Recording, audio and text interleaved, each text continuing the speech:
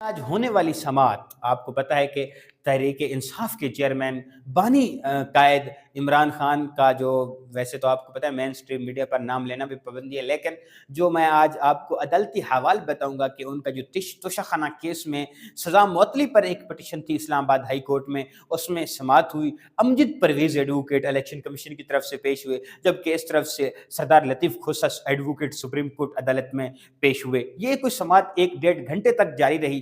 Supreme court کے advocate لطیف کھوسہ اور امجد Pervez advocate کے درمیان نوک جھونک بھی ہوئی، وہ اس کی وجوہات کیا ہیں، اور یہ ساری چیزیں ہم اس ویڈیو میں آپ کو بتائیں گے۔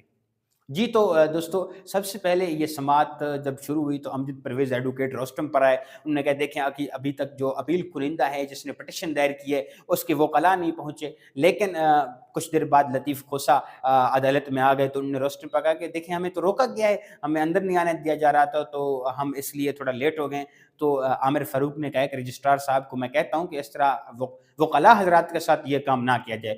تو ان کے بعد امجد پرویز ایڈوکیٹ نے اس پٹیشن پر اس درخواست پر کہ یہ جو سزا دی گئی ہے اس کو معطل کر دیا جائے، تو اس پر دلائل دینا شروع کیے۔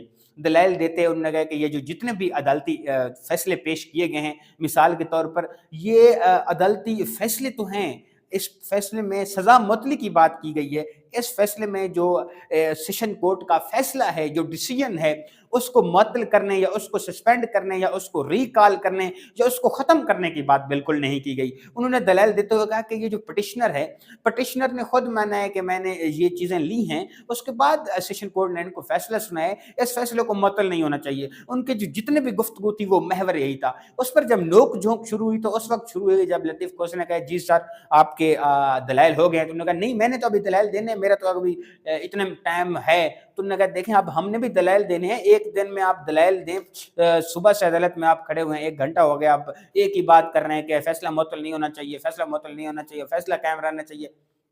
تو اس طرح تو نہیں چلتا۔ پھر لطیف کھوسہ نے روسٹرم پر آ کر غصے سے کہا کہ جی سر میں دلائل دینا چاہتا ہوں، 1 گھنٹہ ہو گیا اس امجد پرویز ایڈوکیٹ صاحب نے دلائل دے دی ہے۔ تو جج صاحب نے کہا ٹھیک ہے ہم آپ کے دلائل سن لیتے ہیں۔ امجد پرویز کو کہا کہ سر اگر آپ کے کوئی دلائل باقی ہے تو آپ ہمیں لکھ کر دے دیں، ہم اس کو کنسیڈر کر لیں گے۔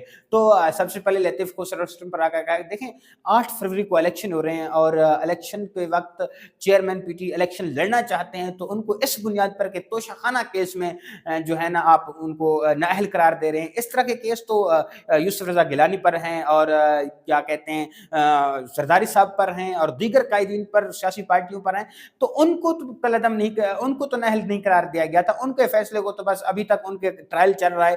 جو ٹرائل چلانے کی مدت جلدی کی گئی ہے وہ اس صرف چیئرمین پی ٹی کے کیس میں کی گئی ہے۔ تو ان نے اس حوالے سے مختلف عدالتی مثالیں پیش کی، سپریم کورٹ کے فیصلے پیش کیے، ہائی کورٹ کے فیصلے پیش کیے۔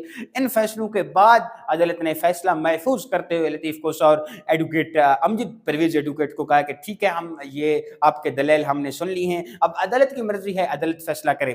لیکن بات میں آپ کو جو اہم پوائنٹ بتانا چاہتا ہوں وہ یہ ہے کہ امجد پرویز ایڈوکیٹ یاد رہے سپریم کورٹ میں نواز شریف کی وکالت کرتے ہیں، ہائی کورٹ میں بھی نواز شریف کی وکالت کرتے ہیں، جبکہ اس کیس میں جو چیئرمین پی ٹی کا توشہ خانہ کیس ہے، اس کیس میں وہ الیکشن کمیشن کے وکیل ہیں۔ پوائنٹ سمجھنے کا ہے، اگر آپ سمجھ سکیں تو۔ فی الوقت کے لیے اجازت دیجیے، دیکھتے رہیے ہمارا یوٹیوب چینل۔ شکریہ۔